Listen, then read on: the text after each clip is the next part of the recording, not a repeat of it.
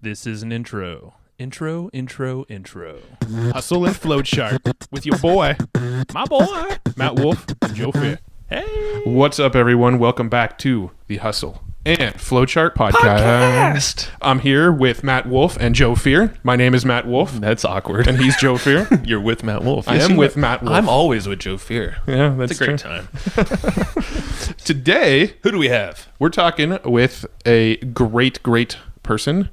And I don't want to say his name. I want to leave it blind. Oh, wow. I want to leave what we're talking about blind. Well, what are the benefits, Matt? The benefits are you're going to learn how to run webinars. God, you're I gonna couldn't keep it blind. You're gonna be able to create a sales message that resonates with folks, even cold audiences. We will discuss with this unnamed guest. This is weird. Yeah, no, it's Joel Erway. Okay. So he's the webinar man. Like, he has an agency for this. He deconstructs these things. He studies them. The most successful probably studies the worst ones too and figures out, okay, so what works, what doesn't. But he's going to break essentially everything regarding webinars down on this podcast and how every industry, every person can use them. There's actually different styles we've never heard of before, so we'll talk about those. Different applications, different ways to present that might not be commonly taught out there right now. I know we've been doing it, I wouldn't say wrong, but probably the not most effective way.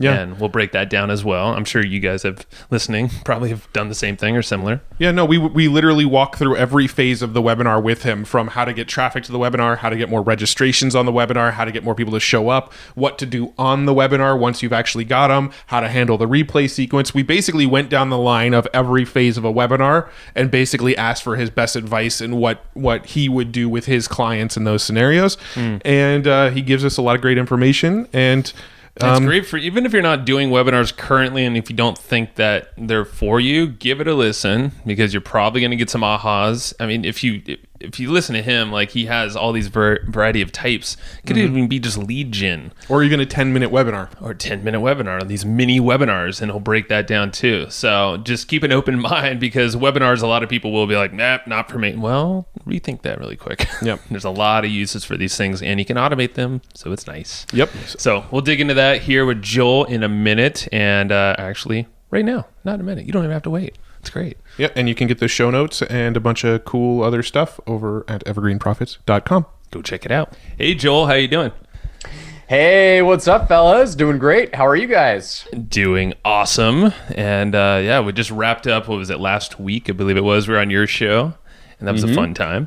Yeah. And, yeah, you have a cool crew over there. You do the whole Facebook Lives. Do you normally do that for all your shows? I'm starting it. So I'm trying to boost our engagement with our podcasts. And so I had this community, which I'm trying to figure out ways to scale my efforts while increasing engagement without killing my personal bandwidth. And so this is something that we're testing with going live in the groups, and people seem to like it. So it's another way for them to, for me to get my guests in front of my audience and also boost the engagement. So we just started a couple podcasts ago. It's going well so far. Cool. Yeah, no, I actually want to kind of circle back around to that Facebook Live thing in a little bit, because I do want to kind of touch on podcasting with you a little bit and talk about your strategy there. But before we do, let's kind of get a little bit of a backstory. Let's set the scene for our audience and let them know who you are, and what you did before you're doing what you do now, and kind of how you got into what you're doing now. Of course, I'd love to. So I'm a former engineer turned marketing nerd.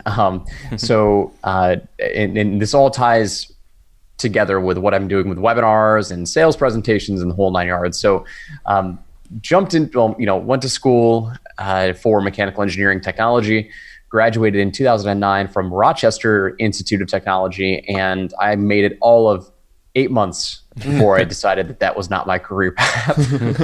So 5 years in college, and I lasted 8 months in the engineering world before I wanted to just completely pull my hair out of my head. So I was looking for a new job, and I stumbled across. So I was a design engineer for commercial heating and cooling systems, and when I was at my first career job, we would have these sales reps come in and they would give presentations on different products that they represented because they wanted us to design our projects around their stuff. So when I was a design engineer, I really had no idea like how these people made money. Like I just couldn't connect the dots because like as a design engineer, like we're not writing checks, we're just designing. So I'm like, I don't know how you guys make money, but okay, cool. So anyway, when I left that job and I started looking for a new job, I saw an opening for a sales engineer with one of these firms that would come in and give lunch presentations on their products. And so I went in, interviewed, learned a little bit more about what they did. And I'm like, well, there's no way they're going to hire me. I have zero experience in sales. And I guess I was wrong because they offered me the job and I ended up taking it. So I started working for them, worked with them for about 5 years. And the primary method that we would generate leads was these lunch and learn presentations. Mm-hmm. So I was like, where I previously worked, they were now my potential customers, like they were my leads.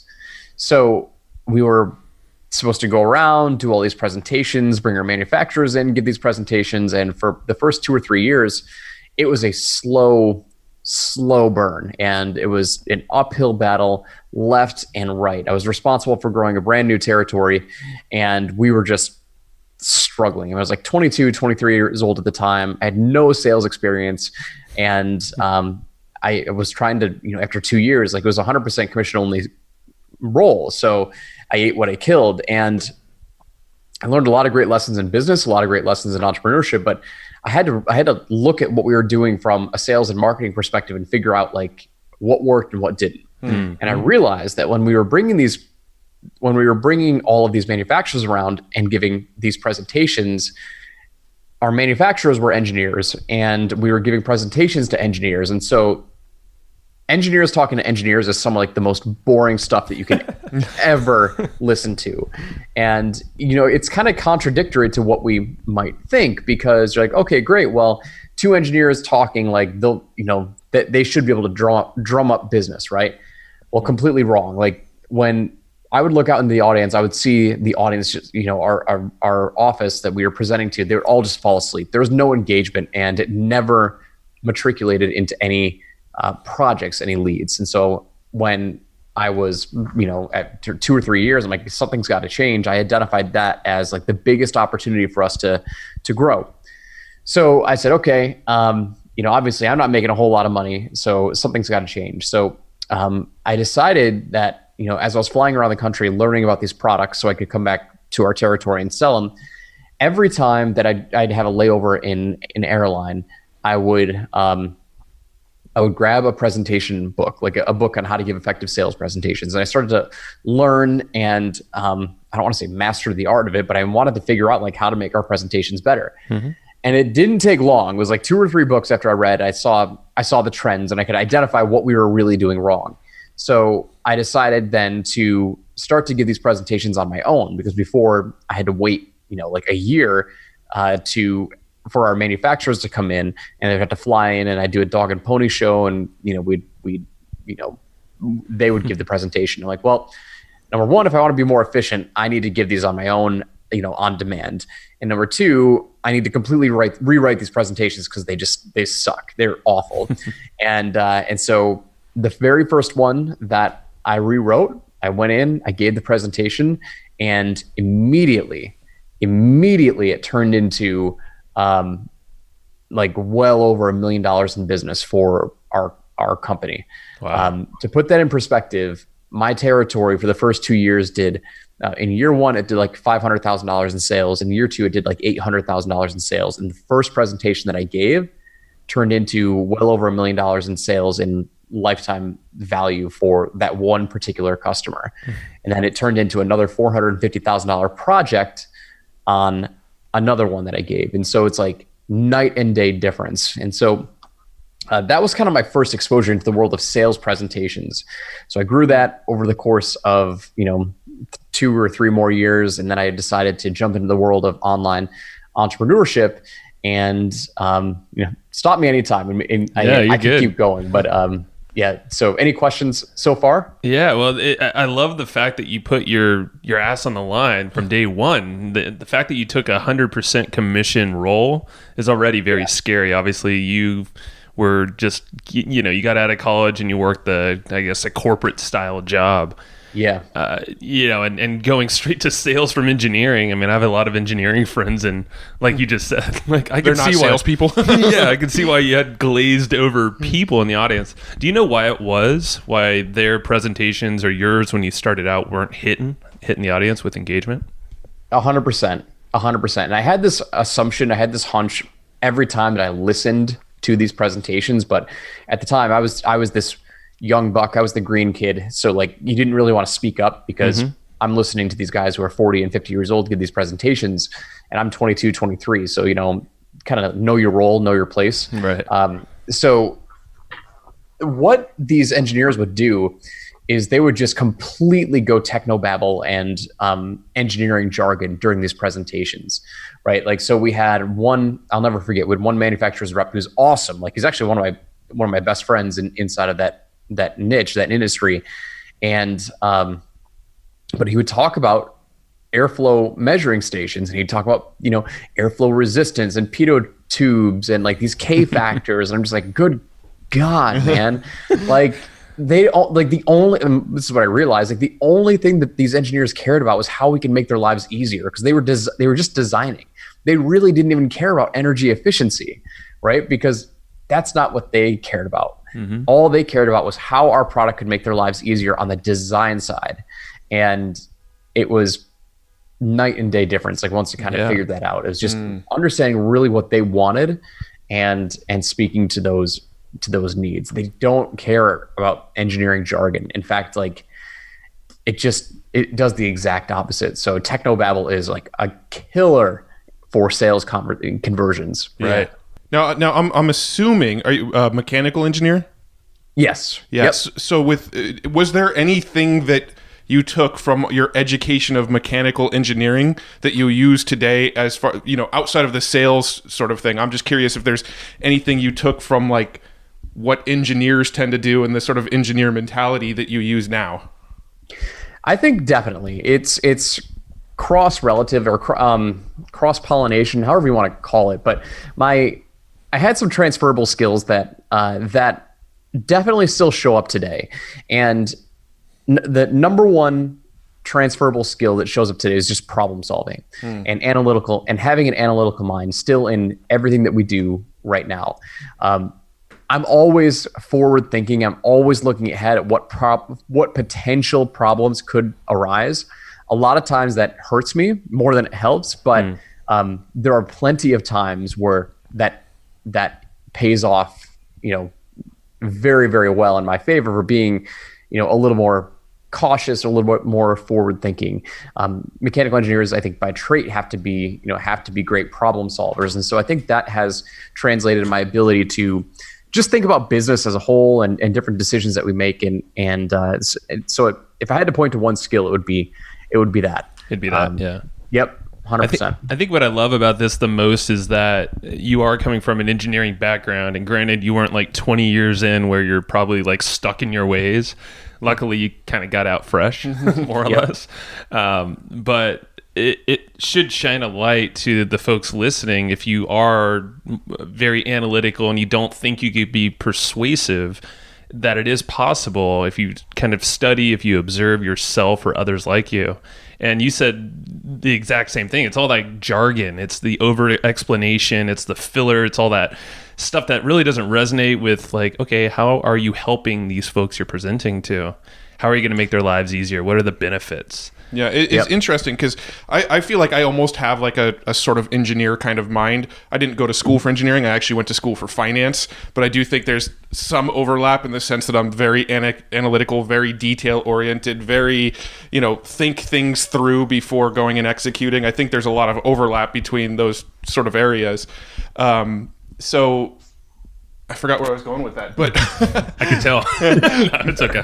But no, that you're relating to it. Yeah. Yeah. No, I'm definitely relating to that in that sense. Now, what I kind of want to shift a little bit and kind of get into webinars and give the listeners some real sort of actionable advice if they're thinking about doing webinars, or maybe ways they can optimize webinars if they already are doing them. So I'm curious, is there a handful of things, maybe like 3 things that you feel you do different with webinars that most people aren't doing? Well, so one of the things that Joe actually mentioned a couple minutes ago, which is directly related to my answer with this, is being analytical and allowing that to aid in your persuasive ability. Actually, I think that is a huge piece as to why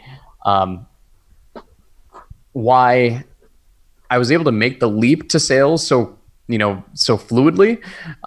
I don't even know if that's the right way to use that in a sentence, but the way that I always think about it, in sales and persuasion, there's the right brain and the left brain, and a big piece of allowing somebody to kind of convince themselves that they need to make a shift, or they need to buy a product, or they need to use a new service, whatever it is they have to trigger that analytical brain a little bit. It's mostly emotional with a little bit of logic to kind of counteract that. And I use a lot of stats, not a lot of stats, but in my mind when I'm developing sales presentations, I want proof.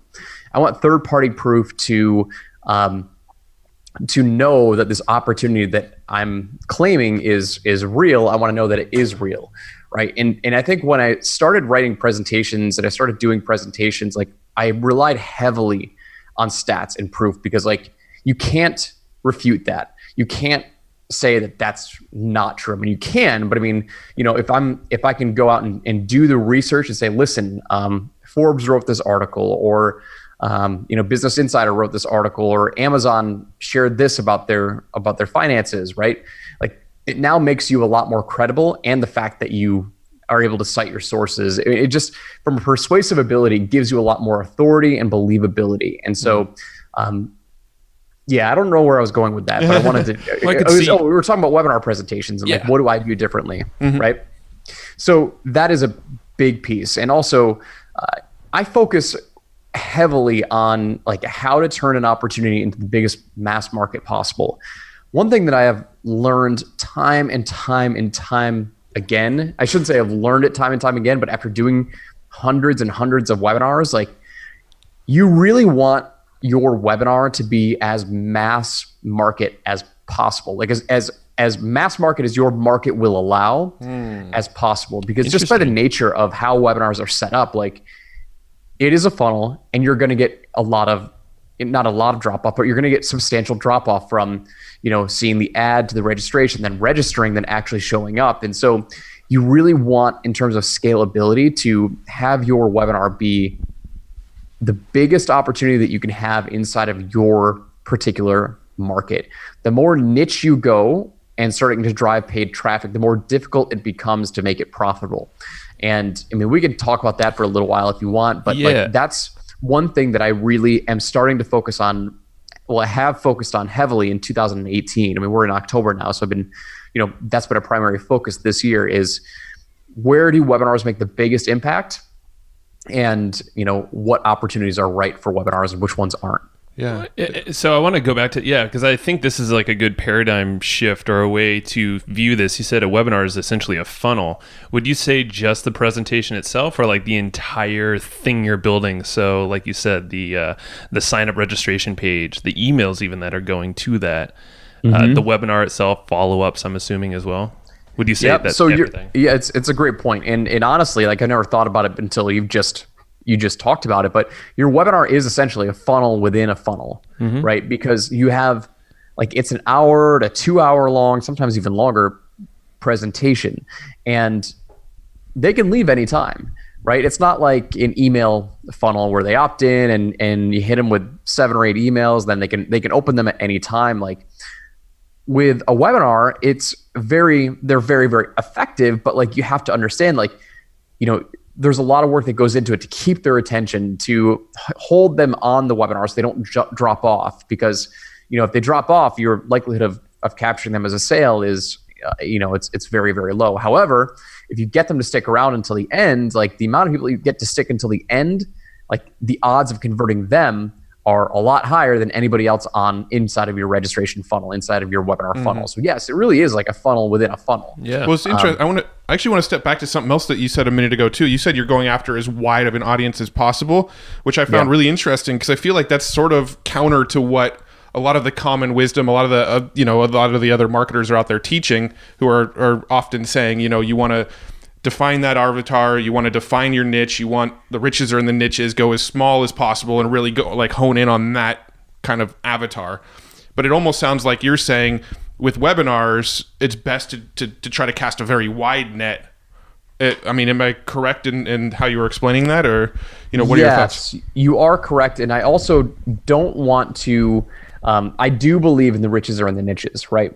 This is where it gets a little tricky because you still want to niche down. Like the way that I've studied hundreds and hundreds of webinars, and over the in the last month, I talked to somebody who ran a $10 million webinar last year.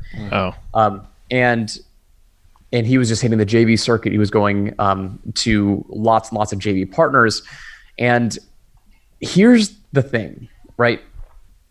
When you can, how do I explain this? When it's all about capturing their interest. Let's talk about when you are promoting your message, right? And you're promoting your registration page or the title of your webinar, right? And they had tested this. I can't say that I've done this personally because I hadn't. This is the first time I've actually ever interviewed anyone who had mentioned this. And what they were saying was they were, and I think I talked about this on one of my podcasts, but they were talking about the idea of going blind versus leading with the thing. And do you guys understand what I'm talking about when I say going blind versus leading with the what? We do, but explain it just very briefly for the listeners here, just in case. Yeah. So here's the thing. Going blind is kind of like leading with the promise and the end result, right? It's like, what is leading with the end result versus leading with the mechanism, right? When I say leading with the what, I'm kind of like, I would have a headline that says, hey, how to make $1 million with Facebook ads. Yeah. Right. So my what would be Facebook ads. If I were to kind of, and this is just completely pulled off the top of my head right now, so this may not be the best example, but I'm just trying to paint a picture here. So that would be leading with the what, when I'm revealing what that thing is that I'm going to be talking about on the webinar. But if I led with a blind headline, which is like, hey, the biggest opportunity in 2018, how I made $2 million, last year, with the biggest opportunity in 2018. Like that's an awful headline, but I don't reveal anything. Like I don't reveal the what. I'm just kind of showing the big promise, right? So that's leading blind versus leading with what. Take a guess at so this guy actually ran hard numbers and had conversion rates to show for it. What do you think outperformed, the leading blind or leading with what? For registrations or sales? Sales. Yep. I would say blind because you're getting more folks in there. So I was going to say, going blind probably gets you more registrations. Leading with the what probably makes you more sales. That'd be my guess. Okay. Joe, what do you think? I would go with what Matt said, but I'm almost gonna put my money on actually you're gonna make more sales as well because your message will help filter out the best people.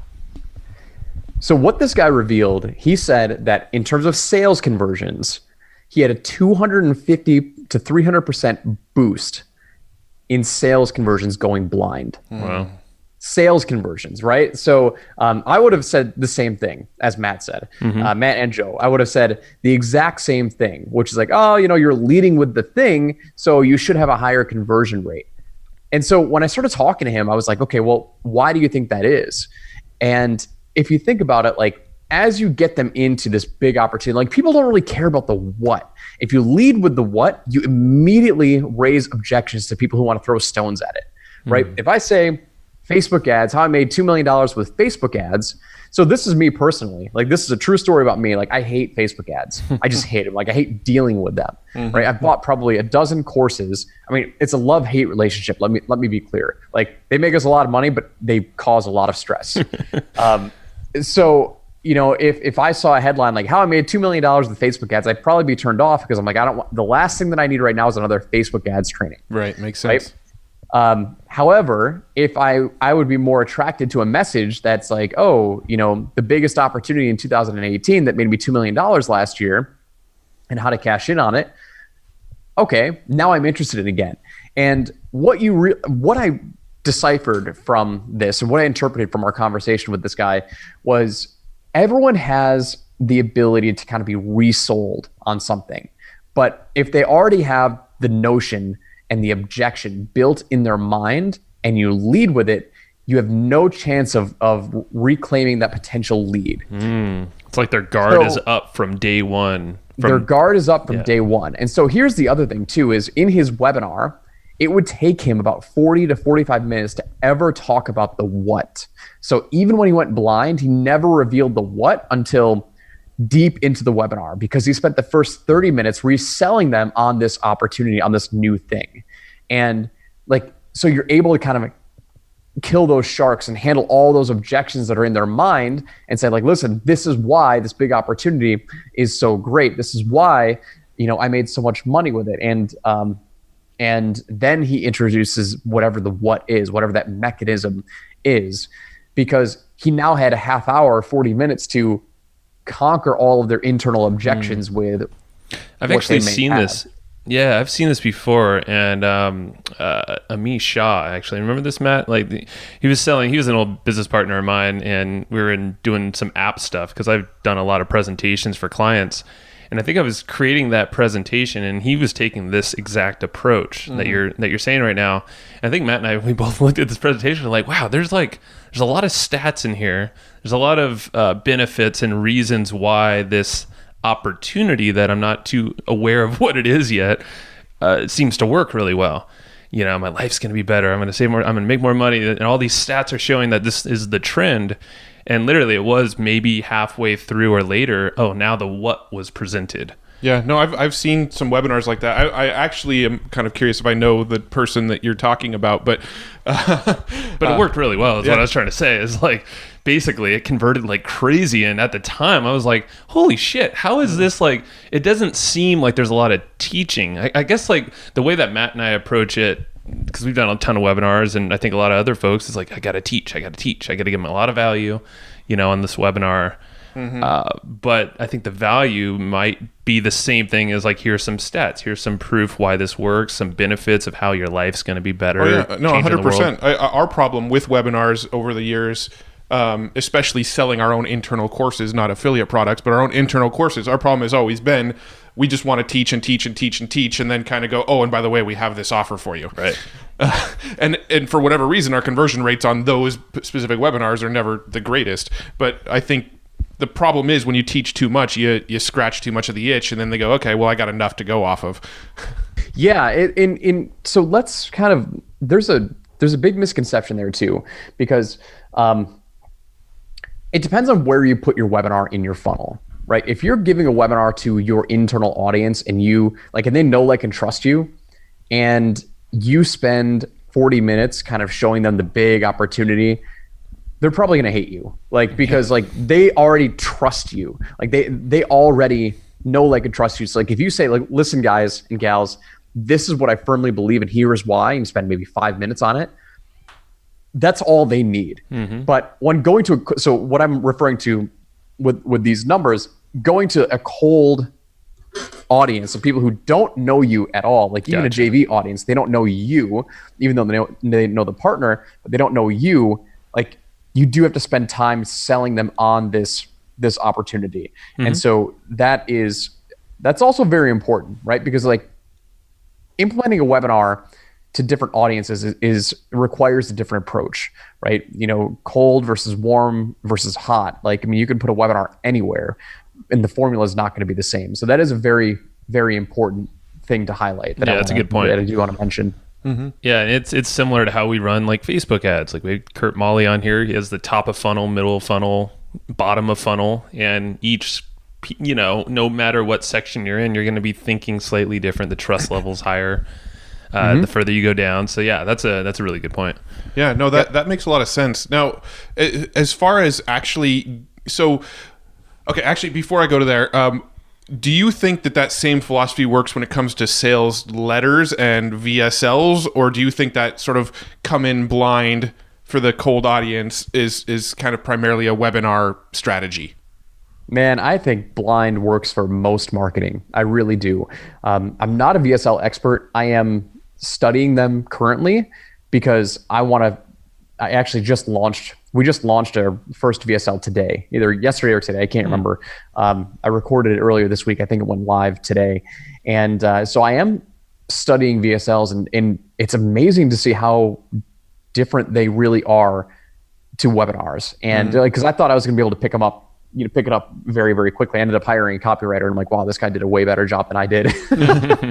And, I've written hundreds of webinars, and, the VSL is very different, but I still think the idea of going blind is like, that's what I'm talking about with as mass market as possible, because like you don't want to lead with a potential objection because it's going to drastically cut off 30% or 60%. I mean, he had a 2 to 3 times conversion rate boost when he went in blind. So, wow. If you take the inverse of that, that's cutting off 66% of your potential sales by leading with a natural objection that you might not even be aware of. You know what I'm saying? Yeah. And we do the same thing with emails a lot. A fairly blind email is just enough to gain interest, sell the click, and then let the next step do the rest of the work. Yep. I love it. Cool. So when it comes to webinars, there's obviously so many like elements down the line that kind of need to be optimized. And so I was kind of hoping maybe we could kind of go through each of those elements. So for example, you need to get traffic to a registration page. And then once you get traffic to the registration page, you need that registration page to convert and get people to register. Once they're registered, you need to get them to show up. Once they show up, you need to get them to buy. Anybody that didn't show up, you've got like a replay sequence. So I was wondering if we could kind of just like work through the process, and maybe you can give a couple little tips or hints on each step in the process. Sure. Yeah. So this is kind of like what I do monthly inside of my webinar vault. Like I literally go through and I take like the best performing webinars out there, like, cause I'm looking at 10 to 15 webinars a month. And I go through all of this stuff. And so this is perfect timing because I just literally in my group today did another webinar breakdown. Love it. So Nice. The elements that I kind of look at are everything that you just mentioned, right? So as we're talking, I'm actually pulling it up as we speak. But today I went through Brian Page's Airbnb webinar, which I have heard is doing very, very well. I do not have any numbers on it, but I heard through an affiliate that promoted it that it's converting very well. But essentially what you've got the webinar registration page, and depending on the source of traffic, that's going to look different. So if you've got JV traffic, that's going to look different than than if you're running paid ads or Facebook traffic to it, right? And so the big things that you're looking for there are really the headline and proof. And again, this is I kind of learned about this idea of going blind or going mass market when I was promoting my own webinar, and I'm like right now, I'm all in on going blind, like all in. Wow. So like every project that I'm working on right now, we're going to test a blind metric, and we're doing it on our registration pages, and we're changing the titles of our webinars and reworking the intro to stay blind. So anyway, it all starts with webinar registration page. Then obviously you've got the show up sequence, and everyone has their own different methodology with what you do pre-webinar, like after they register, but before they show up. And then you've got the actual webinar itself, and then you've got your follow-up sequence. And so, those are the main components. What specifically would you like to talk about? So let's assume they're coming in a little bit colder. Let's assume we're running some Facebook ads, because I think that's, let's just assume that listeners don't have JVs available to them. Maybe they don't have a list that they're starting off with. So, my thinking would be that Facebook would probably be their best sort of starting point to drive traffic into a new webinar. So let's start with the traffic piece. What sort of advice do you give people to get others to a registration page? Yeah, so if you're going with Facebook, what I have found is that produces the best experience from Facebook and the best quality leads are long form ads. I love telling stories. I love kind of talking about the opportunity with long form ads, and I like to, it's a 1-2 approach, right? So with the relationship of your ad and your registration page, you never want to oversell it, right? So here's what I mean by that. If you've got a long form ad, you want a short form registration page. If you've got a short form ad, you want a longer form registration page, but never do you want both to be the same. Like the worst quality you'll get are short form ads and short form registration page, or long form ad and long form registration page. Interesting. Right? Yeah. I found the best balance is to kind of provide that yin and the yang. And I like doing long form ads and short form registration pages, mainly because I want to sell them with the ad. I can measure that a lot easier than I can with the quality of copy on my registration page. So, and you're basically with this long form, that's just long text essentially, right? On Yep, Facebook. Yep. Yeah. And I agree. With our ads, I've actually started doing that. In fact, a lot of our ads that we're running, I'll literally take email copy that I wrote, that I drove, traffic to that page with, and I'll use the same exact email copy as the ad copy on Facebook. Mm-hmm. Yep. Okay. Cool. So, yeah, for the registration stuff and the ads, that's what I've seen. Perfect. Okay. And now how about if we're going deeper down the funnel, anything on the registration page specifically you would like to highlight? I know obviously the balance between the two, ad and that. Yeah. The best ones show images of the presenter, and the ones that I've seen show images of the presenter. Brian had one that had a video on his registration page, but the funnel that I went through was a JV funnel. So I don't know if he actually does that I actually have not been targeted with any ads. He may not be running paid ads to it. So he has a video on his registration page, which is interesting. I haven't seen that all that often. Normally I find videos produce lower conversions, because he also had quite a bit of text too. But anyway, Got it. he did have a picture of himself, an image of himself, and those are the main elements. He also had a couple testimonials on his registration page, which I really liked. Now, are the testimonials about him? Are they about the webinar? Are they about the product? Like, what are they giving testimony to? Yeah, so with Brian, he led with the system. So he led with the what, and it was working for him. I do think that he could massively increase his conversions by making a few tweaks, and I actually made those recommendations kind of in my vault. But he was selling a $997 product. I think he could crush it with an offer model that we've seen work very, very well in the webinar space. Anyway, but he led with the what. So he led with Airbnb right on the headline. Yeah, I'm not sure. What was the question? I got lost. I'm sorry. No, you answered. I was asking with the testimonials. Is the testimonials, are they about him as the person? Right. Is it about the product? Is it about a testimonial for the webinar itself? It was about the system, so it was about the product. Yep. Got it. Now, what tools are you using? Obviously, there's ClickFunnels, Lead Pages, Stealth Seminar, Easy Webinar, GoToWebinar. The list could go on and on and on. What tools do you specifically use for the landing page and then actually presenting the webinar? So I have, I've been born and raised as a ClickFunnels advocate, and the longer that I am a ClickFunnels advocate, the more I hate it. It's been, as it evolves, there's been other technology that has far surpassed ClickFunnels, and ClickFunnels just keeps having bug after bug and issues coming up that are just very, very frustrating for anyone that's running any sort of substantial online business. Right now, I'm kind of married with ClickFunnels, so I still use ClickFunnels, but it comes with a lot of regret. I've messed around a little bit with Kartra and have been kind of impressed with that. It's hard to make a software switch, especially with something like 100% a funnel builder, just because you're just in bed with them. It's a lot of work. We've experienced the same thing. I mean, we're all in on ClickFunnels too. Pretty much everything we build on ClickFunnels. We've tried to copy them over to lead pages at one point. That was a pain in the butt. We tried, what was the other one? Oh, ConvertTree. We were using ConvertTree for a little bit, but that was just a pain in the butt to get everything moved over. And so we're tried kind of Kartra as well. Yeah, we actually do have a different business that's purely running on Kartra right now.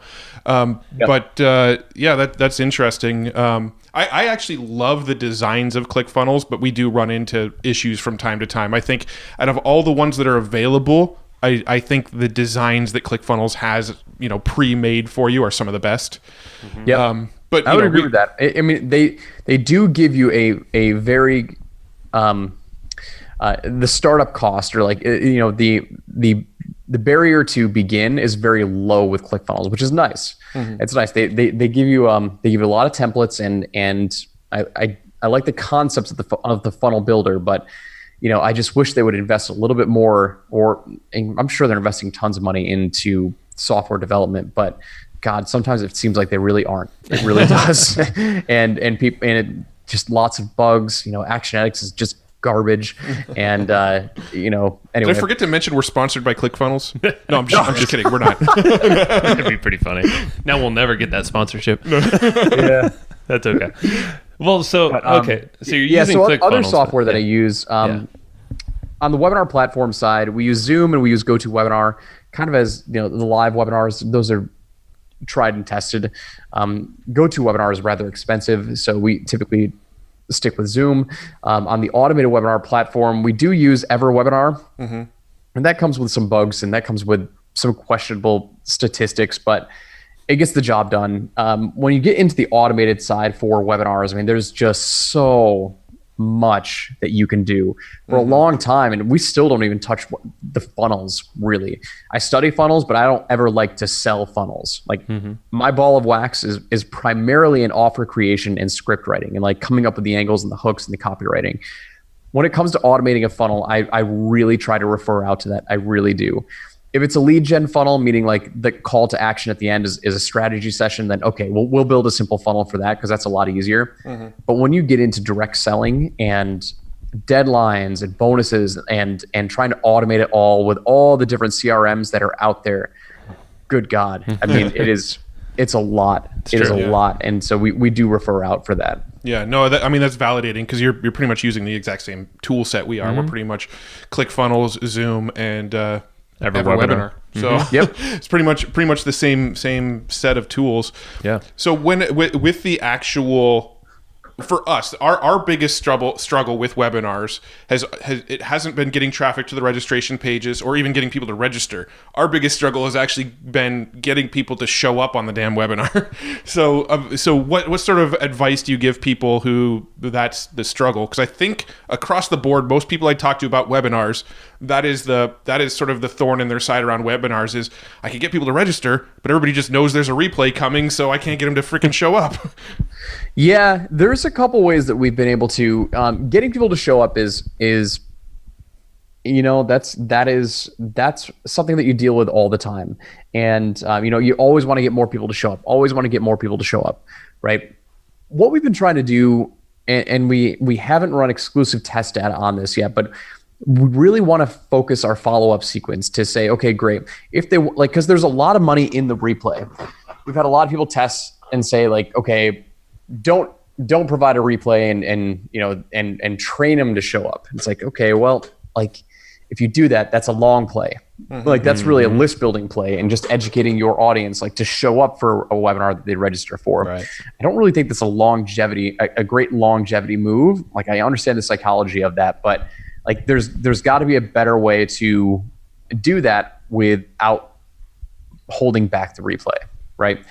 So I think it was Travis Sago actually who recommended this, was to get them to ask for the replay. So he had an email follow-up sequence that was like, hey, listen, I can't remember exactly what it was, and I do want to give him credit because this is all his idea, but basically getting them to reply for the replay, getting them to request a replay. So I don't have any data on that. Travis has said it usually doubles or triples, or I don't want to put words in his mouth, but he usually gets a very, very big uptick in percentage, in sales conversion percentage when you get them to ask for the replay, because now they're really interested. Like, They're hey, I committing missed it. to themselves. I'm really interested. And Now, so, when you say ask for the replay, are you kind of saying send out an email once the webinar's over and say something to the effect of, wow, what a great webinar, it was amazing, maybe give some benefits of it, and then say, if you're interested in seeing it, shoot me a reply? Is that kind of the idea? something like that. It's I think it's actually simpler than that. It's somehow getting them, like I said, I haven't tested this exclusively because it's something that we are going to be testing with one of our partners coming up. But it's from what I understand, it is very much just get them to start to pull back or to come to you, right? Like, oh, hey, I missed it. I was really planning on watching the replay, but just instead of mass automation and sending it all out, striking up a conversation and getting that engagement to get them to ask for the replay. Like, they ask for the live webinar, get them to ask for the replay now too. And that's something that we're going to test. And I think that based on other things that we've been doing in the email marketing world, I think that will give us a boost in conversions, because then we can run a different sequence specifically to them. Yeah, that makes sense. That's really interesting. Yeah. I mean, it's just play with the psychological benefits of this is like commitment, and then the follow through is just much greater on the other end of that. So that's perfect. So getting people to show up, it's obviously difficult. I know, Matt, what you guys used to do and learn to blog was what you gave it like a little PDF worksheet prior to that essentially said print this out, bring it to the webinar with you. That was one of the things we did in the sort of pre-webinar follow-up sequence. We gave them a cheat sheet, and on that cheat sheet there was like things that were left blank that they would fill in the blanks as they were going through the webinar. I think that improved show up rate a little bit. We also did things where when you were on the webinar, we had people like tweet out that they were on the webinar, and we would pick like one person that tweeted and give them a free access to the course and things like that. I don't know how super effective they were, and it was also a different time. It was a time when we were 60% show up rate on webinars was about the norm, which is not the norm today. Well, that's what I was curious about that, Joel. So obviously in the marketing community, everyone has heard of webinars. And I mean, do you span different industries with yours, or are you kind of niched into specific areas? We have done lots and lots of different niches, and some are way more effective than others. I've seen some people run cold traffic to automated webinars that sell $197 or $297 product, which I would never do. Just personally in my niche, I would never do that low of a product with a webinar. But I've seen them be very profitable. And I shouldn't say very profitable. They're profitable. I would never take on that project because it's just, especially if they're running paid traffic to it. That's a low margin. It's a very, very low ceiling. And we've done lots of different markets. I am starting to niche down in 2 or 3 select markets that I know their market language. I know their avatar very well. And really, I just need to put my focus on how do I create a different webinar for them? How do I create a unique angle? And how do I apply my offer structure to what they're doing? Yeah. But we've done tons and tons of different niches. I guess my question on that is how would you, are there specific things you would adjust depending on the industry you're in?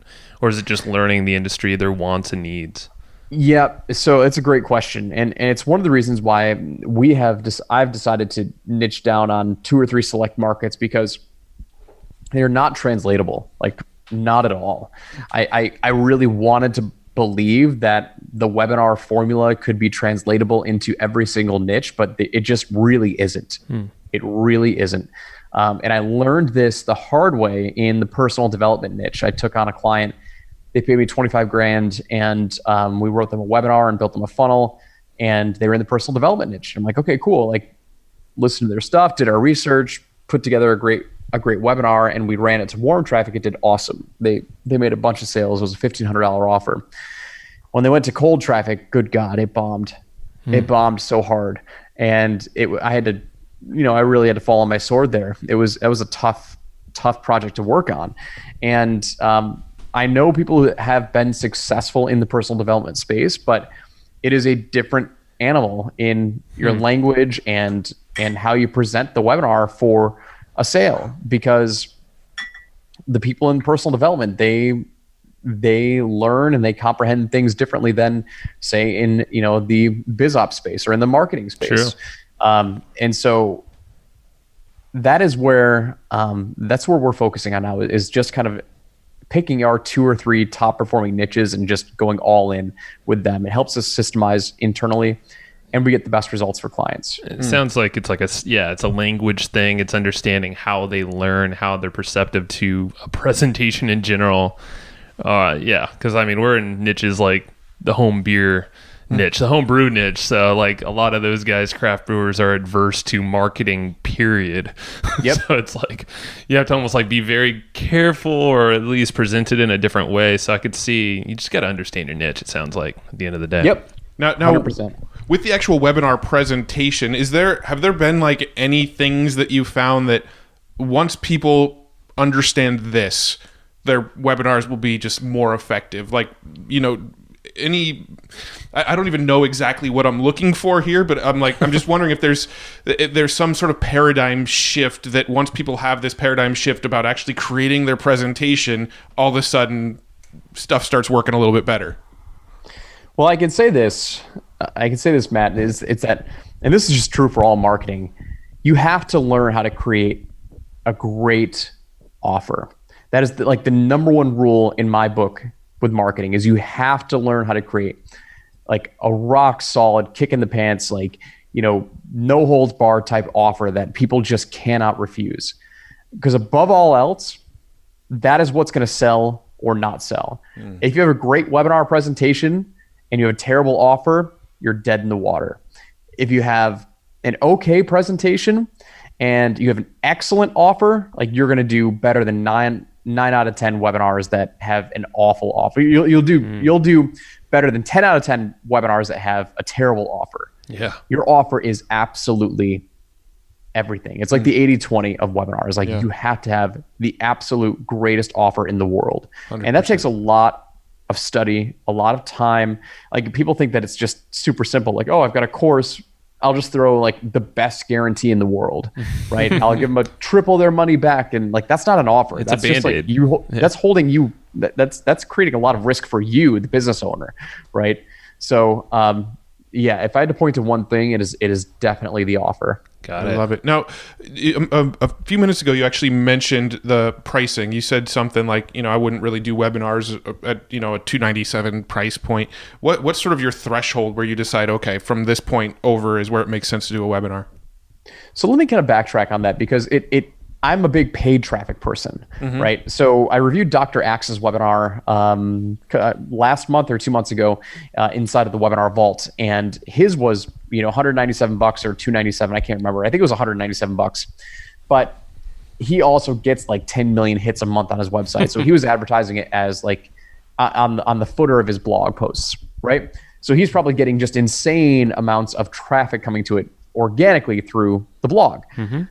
With a paid traffic funnel, like, I want to make sure that I'm going to be profitable, and I usually don't go below $500. Normally, I'm not going below $1,000, just because of the niches that I play in. Like, I know that we can command that and we can convert, but also, like, I'm playing the law of averages here. Like, I know that X percentage of the people aren't even going to show up, and the whole 9 yards, and so. So it all depends on the traffic source, really. If you're paying for traffic, you want a higher priced product. If you have lots of organic, then okay, cool. If you can generate 1,000 registrations a month, then sure, we may go for a lower ticket offer. But honestly, I love webinars because you can command a higher ticket offer. They're spending time with you, and that's the number one element that you need to command premium price points. Like, they have to trust you, and with time comes trust. So why put together an hour-long presentation if you're just going to sell them a $50 or $100 offer when you could sell them something that's 5 to 10 times that? Well, it brings up a good point, because I know there's different styles of webinars we've seen out there. I believe you've had some podcast guests talk about this too, where it's like you can have a mini webinar or I think there was someone else on your show that did like an interview style webinar.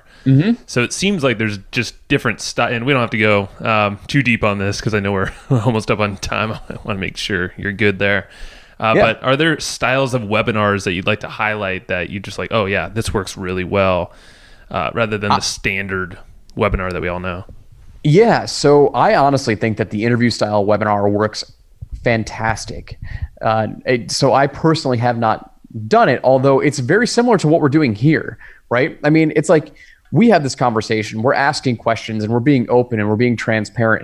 And anyone who's listening onto this podcast, there's a high likelihood that they're probably going to buy any one of the things that you or I are selling because that level of trust is there. And this is a lot easier to produce because it's just a conversation between two people. I have a client who listened to that episode that you're referencing, the interview style webinar. That was my episode with Dan Cashel, who's a great guy. And he was doing these interview style webinars and he was crushing it.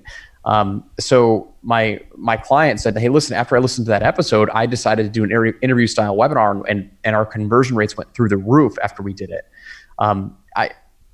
In terms of like speed to launch, a lot of people get held up with trying to write or script a webinar, and I totally get it. Like it can be a lot of work. If you have somebody that can interview you and it's great on camera, like that could be a great kind of like test run for like the first 1 or 2 webinars that you do, and then just making the offer. The mini webinar approach is something that we coined and we created that is used to generate high ticket leads.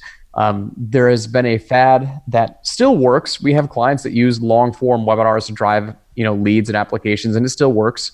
But we had been finding, we were running long form auto webinars to generate high ticket leads, about 1.5 to 2 years ago. And we were finding that it was just, our costs kept going up and up and up and up and up, and our cost per applications. And I realized that a lot of times, we were overselling them. Like a lot of people with our target market, they didn't need to sit on a webinar to invest into high ticket leads. And so I basically cut out all the fluff in my long form webinar, and I created a quick 5 to 10 minute mini webinar presentation that we extracted from the long form webinar, used that, and I was generating, my cost per acquisition went down by like, I don't know, 80%, 90%. It was just night and day difference. And so this was basically, you had like a 10-minute webinar, but you did the whole same register process that you would do for any other webinar? Yeah, so we would get them to opt in, and it would be an on-demand presentation. So there's no, they weren't signing up for a date or time or anything like that. It was basically, we call it a mini webinar because we still take some of our scripting formulas that we use inside of our long form webinar, and we just trim it down into a video. So it's on demand, and it's just a shortened version. So there's no register for this date or time. It's a very direct approach, but it has worked like freaking gangbusters. We're putting a heavy focus on developing that even further for our clients. Yeah, and I love the idea. So, and you're not selling anything, right? You're basically just generating the lead and then selling something down the line. Correct. Got it. Pretty cool. Very cool. Well, I want to be respectful of your time. I do have one last question, and then we'll ask our sort of wrap up questions. Yeah. So you've got a couple podcasts. You've got the Sold with Webinars podcast, and you've got Experts Unleashed, I believe. Yep. How do those podcasts fit into your business model? What's your goal with those? I'm always curious to hear it as podcasters ourselves, how that fits into your bigger picture. So with Sold with Webinars, that's a primary lead gen tool for the webinar agencies. So we have 2 businesses, Experts Unleashed and the Webinar Agency. Both have their own podcast. I started Sold with Webinars in January of 2017, just because a guy that I was working with, we had kind of done a barter and exchange of services. And he's like, hey, listen, you should really start a podcast. I'm like, I don't know why I should start it. I don't listen to podcasts at all. And I've never, I don't really know how to do it. And he's like, well, we'll produce it for you. No big deal. Just record a couple episodes. I think you'd be great at it. So I did, and I ended up loving it. Like, I loved to do podcasts, and it turned into an excellent lead gen source for us. And I don't even know how, because We do a terrible job of promoting it. It has just grown organically, slowly but surely over the course of a year and a half, almost 2 years now. It's grown organically. But I'll tell you what, man, it has been a massively valuable source of leads for our agency. And we sell 5-figure offers, like nothing lower than 5-figure offers. And the quality of leads that come from that podcast are just fantastic. And the strategy with that is much different than the strategy with Experts Unleashed. So with solo webinars, I do have guests on there, but it's primarily solo. I'd say it's like 80-20. 80% is solo, 20% is interview based. And I think that's important because I'm the authority. Like I want to be positioned as the authority, and people see me as the authority. That's why I do solo episodes, and I share, my thoughts on the state of webinars, on a weekly basis. So I launched Experts Unleashed because we've launched a new brand that is focused on a bigger picture, not just internet marketing and not just digital marketing, but helping the expert-based community as a whole build infinitely scalable expert-based businesses. When I launched that podcast in like February of this year, I decided to make it a brand awareness play. So I really don't have a call to action at the end. I think I tell them to go join my free Facebook group, but it was heavily based on interviews. I think it's 100% based on interviews actually. It's the typical model, like, hey, I'll interview you, share it with your audience, and that's how we kind of pick up listeners. So right now we're doing, we've picked up steam recently, and I'm a pretty horrible promoter of our podcast. Like, I think they both can be at least 10 times bigger than they actually are.